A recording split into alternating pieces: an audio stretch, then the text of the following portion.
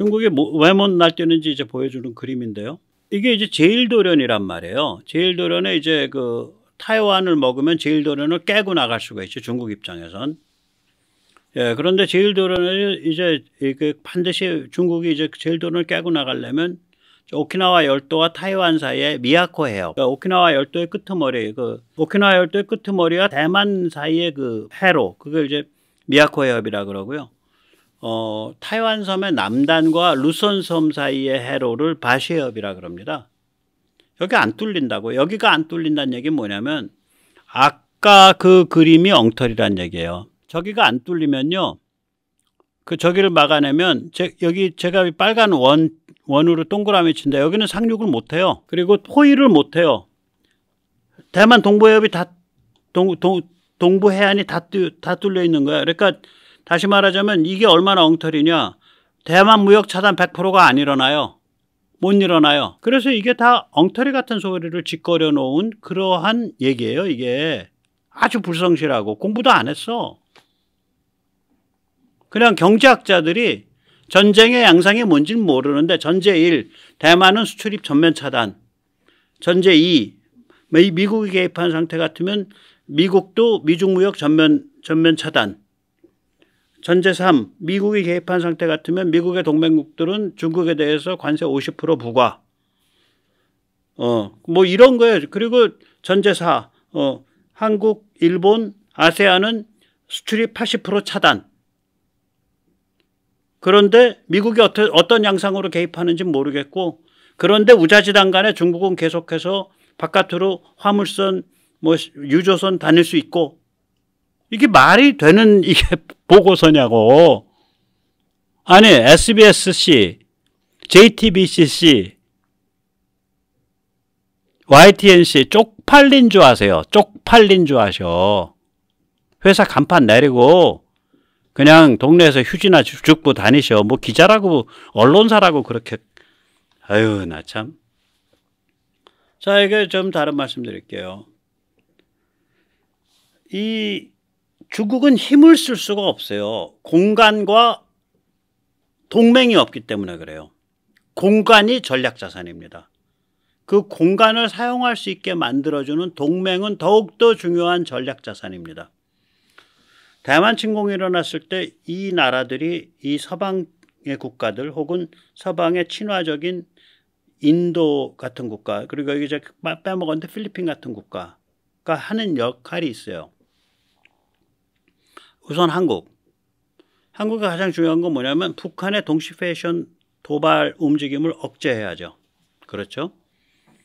그 얘기는 뭐냐, 서해, 동해, 남해 및 동중국해의 위쪽 북단을 우리가 이제 방어를 하는 거죠. 그리고 주한미군이 움직일 수 있도록 해줘야 됩니다. 주한미군 발진기지가 되죠. 그건 제가 왜 그게 우리의 이익인지 조금 이따 다시 말씀드리겠습니다.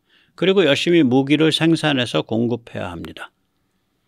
일본은 무슨 역할을 하냐? 동해, 동중국해, 남중국해를 방어합니다. 남중국해, 제일도련 바깥쪽 특히. 그리고 주1 미군의 발진기지 역할을 하고요. 대만의 민수 및 군수 물자를 지원합니다. 대만은 뭐 죽어라고 자기 방어해야 될 거고요. 오스트레일리아가 움직입니다. 말라카를 차단할 거고요. 남태평양 태도국을 바로 정돈할 겁니다. 오스트레일리아가 지금 해군이 없어요. 뭐 비실비실해요. 그러니까 말라카 차단에 해군이 나가는 게 아니라 오스트레일리아가 공군이 강합니다. 공군이 나갈 겁니다. 아마 이제 발진을 싱가포르 기지를 이용할 수가 있어요. 싱가포르가 이제 최소한 군부 쪽은 굉장히 반중적이고 친서방입니다. 네. 그다음에 인도는 걸프만 인도양 말라카에서 중국을 견제하는 역할을 할 겁니다.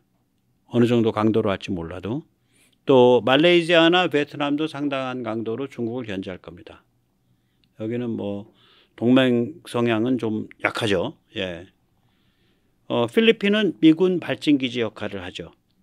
즉 다시 말하자면 이 제일도련에 관계된 나라들이 전부 그 군사작전을 가능하게 하는 그 공간을 제공을 해주는 거예요. 그러니까 공간이 성립할 수 있도록, 작전을 위해서 시원시원하게 공간을 쓸 수 있도록. 그러니까 지금 이게 문제가 뭐냐면요. 중국의 약점이 공간과 동맹의 비대칭이에요. 공간과 동맹이 미국 및 서방, 한국, 일본에 절대적으로 유리해요. 이쪽 진영에. 오스트레일리아, 대만 이쪽에. 중국은 마음 놓고 쓸 수 있는 공간이 하나도 없어. 중국은 딱 여기 지금 하늘색으로 칠해진 데가 이제 제일 도는 안쪽인데 서해에 와서 한국이랑 붙자니 골 아프고 그러면 아래에서 이제 그 타이완을 중심으로 해서 하는데 타이완 중심으로 해서 완전히 중국이 쓸 수 있는 공간이 없잖아요. 공간이 없다니까요. 중국이 쓸 수 있는 공간이. 그래서 이게 뭐랑 같으냐면 비유적으로 말하면 이 저기 나무에 걸려갖고 나무에 걸려서 그 빠져나오지도 못하는 그 새끼 호랑이랑 똑같은 거 이게. 예. 이거랑 뭐가 다르냐. 공간이 없어가지고 그냥 꽉. 그러니까 공간이 전략 자산인 거예요. 중공은 공간 결여, 동맹 결핍 때문에 힘을 못 써요. 제일도련 바깥으로 나올 수도 없고 카오슝 역시 점령할 수가 없죠. 그래서 아까도 말씀했지만 공간이 전략 자산이다. 제일도련 안에 머물러서는 제대로 공격을 할 수가 없어요. 공간을 시원시원하게 써야 되거든요. 현대의 다영역 전쟁을 하려면, 다영역 작전을 하려면. 이거보다 좀 더 이제 코믹한 거 하나 보여드릴게요. 이게 참 뭐 이렇게 불쌍한 거를 또 그 저기 코믹하다고 표현해서 약간 동물학대성이 있지만 예, 이거 한번 보세요. 예. 이거를 이 돼지의 신사랑 똑같아요. 물통 속에 들어갔는데 못 나와. 물통이 무거워서 이제 여성은 물통을 못 잡아뜨리고 그냥 되면 돼지 익사하는데 익사 안 해요. 저기 어떤 연장한 남자가 와서 저 물통을 이제 잡아뜨립니다. 예, 그렇습니다. 저 여성은 이제 자기 힘으로 안 되니까 이제 남성을 부르러 가는 거예요. 예.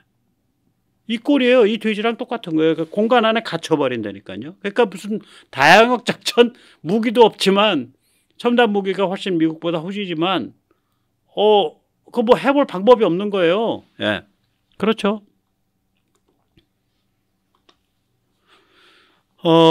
그래서 이게 이제 그 중국이 이렇게 군사 사상에 이르게 되면 거의 방어 전략을 공격 전략으로 사용하는 이게 정신병자 같은 데가 있어요.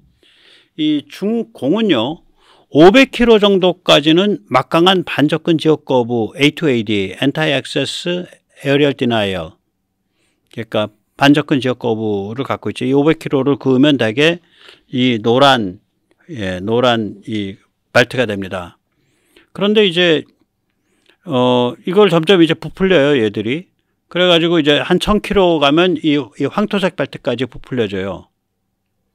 이 500km 안에는 여러 가지 수단을 다 갖고 있어. 탄도미사일, 지상발사 대공미사일, 지함공발사 대함미사일. 1000km만 돼도 일단 뭐 좀 해안에서 발사하는 대함미사일의 상당수는 못 가고요. 일단 뭐 비행기가 뜨든지 아니면 탄도미사일로 때려야 되는데 탄도미사일이 움직이는 함정을 쫓아가면서 때린다는 건 또 약간 고난도 기술이 좀 필요하고요. 또 함정이 어떻게 움직이는지 항상 알아내려고 별 이상한 짓을 다 해요. 기술이 딸리니까 뭐 지구 정지궤도에 올려갖고 사진 찍어서 알아낸다는데 너무 멀어갖고 해상도가 안 나오니까 그 큰 함정이 뭐 픽셀로 2픽셀, 3픽셀 나오고 뭐 이상한 일이 발생하죠. 네. 이 반접근 지역 거부는 본질적으로 방어 전략이에요. 한 500km 뭐 이 정도 안에서 잘 작동하는 본질적으로 방어 전략인데 중국은 이거를 계속해서 키우는 거예요. 그래서 이게 이제 앞에 500km가 이게 이제 첫 번째 방어선이고요. 그다음에 1000km가 두 번째 방어선. 그다음에 드디어 이제 1600km까지 끼웁니다. 네, 여기까지. 그래서 1600km를 반접근 지역 거부를 1600km를 한다. 이게 미친 짓이거든요. 벌써 500km만 돼도 한국이랑 쫑이 나잖아. 한국에 뭐 예를 들면 거의 그 인천 앞바다, 인천 바로 앞에, 인천 부두까지 다 500km 안에 들어올 수 있으니까 1000km 되면 한국 영토가 포함이 되는데 그걸 반접근 지역 거부로 그 얘기는 공격 전략으로 쓴다는 거죠. 1600km가 되면 홋카이도까지 걸려요. 그걸 반접근 지역 거부라고 주장하는 거예요. 그럼 이건 뭐냐면 방어 전략인 반접근 지역 거부 A2AD를 공격 전략으로 사용하는 거거든. 이게 말이 안 되죠. 그걸 공격 전략으로 쓸 수 있는 게 아니에요, 이게. 왜 그러냐면 사거리가 길어질수록 요격당할 가능성이 커요. 뭐 미사일 같은 걸 쐈을 때. 왜 그러면 고도가 높아지니까. 그 다음에 그 넓은 지역을 다 지켜보고 있어야 되니까 감시정찰 자산이 굉장히 고급화돼야 되고 그걸 유지하는 게 천문학적 비용이 들어가죠. 세 번째는 사거리가 길어지면 정확도가 저하됩니다. 핀포인트로 쏘는 게 굉장히 고난도가 돼요. 그러니까 얘들이 한 400에서 500, 맥스 200, 400, 500의 반접근 지역 거부의 논리를, 이게 중국의 그린 그림입니다. 그거를 이걸로 해서 하는 거예요. 이거 확대해가지고, 이거 다 우리 땅이야. 그래서 이제 저거를 넘어서서는 이제 미국한테 이제 주장은 뭐냐면, 야, 하와이 정도를 기점으로 해서 우리 태평양을 반분하자. 그런데 그러고 보니까 괌은 우리 영역 안에 들어있네. 괌에서도 좀 너희 철수 좀 하지. 뭐 이런 소리 하고 다녔잖아, 시진핑이. 그러니까 좀 이게 정신병자라니까요. 그래서 이게 중국 찐빵처럼 부풀린 거지. 공갈찐빵처럼. 중국 공갈찐빵, 그 껍데기만 있고 아무것도 없는 거. 그러니까 중국의 이 공격 전략은 반접근 지역 거부라는 방어 전략을 공갈찐빵처럼 부풀린 거고요. 미국의 대중 전략은 제1도련인데 제1도련 하나하나에 있는, 일단 제1도련은 제일 위에 있는 나라들 3개, 뭐 타이완도 나라라고 제가 부르고 싶습니다. 그러니까 일본, 대한민국, 타이완, 이게 막강한 나라들 아니에요. 그다음 필리핀은 쫓아오고 있고.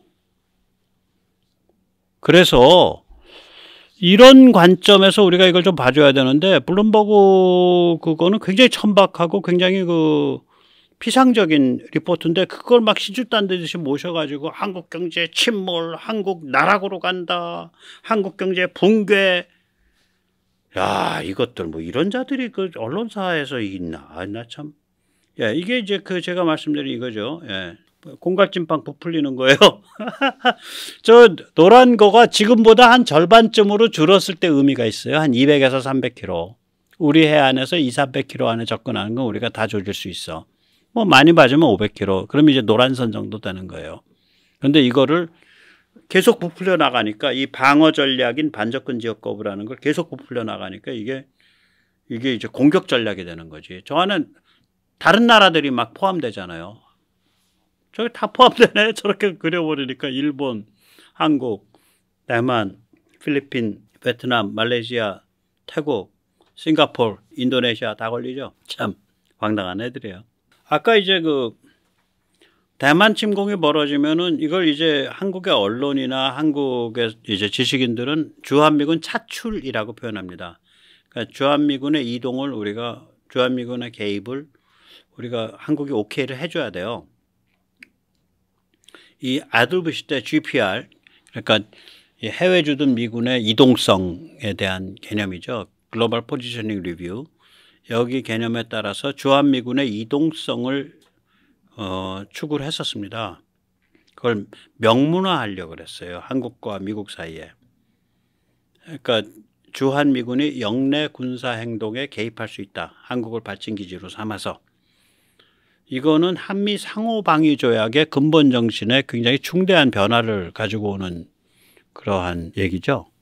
그래서 한국이 당연히 반발해야죠. 그러니까 반발을 했고, 미국 내부에서도 야, 이게 무슨 미친 소리를 했어. 그래서 미국 내부의 비판 때문에 이게 백지화됐습니다.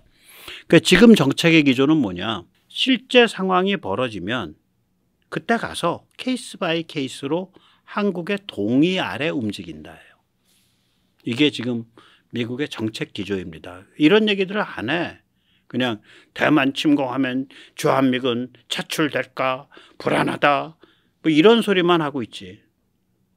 미국이 실제 어떤 정책 기조로 현재가 되고 있는지 얘기를 안 하는 거죠. 이게 말이 안 되는 소리죠. 예. 그런데 실제 그러면 대만 침공이 일어났을 때 국내 여론은 어떻게 움직일 거냐? 제가 보기엔 뭐 한 열흘, 보름 안에 완전히 저기 주한미군 가야 된다로 확 돌을 거예요. 그때 상황 닥치면. 이런 관점이 퍼지는 거거든.